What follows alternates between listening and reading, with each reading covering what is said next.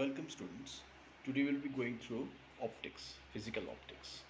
So now our first question is that the objective and eyepiece of a telescope has focal lengths of 100 centimeter and 10 centimeter respectively.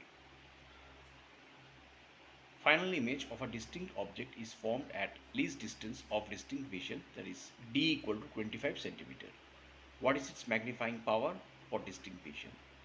So first of all, we know the magnifying power for distinct vision is magnification equals to f naught by fe by 1 plus fe by d. Fo f naught, that means for focal length of objective, and fe is for focal length of eyepiece, into 1 plus focal length of eyepiece divided by distinct vision, d.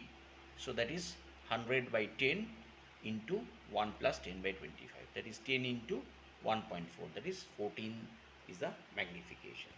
So this is the answer of the questions. Thank you.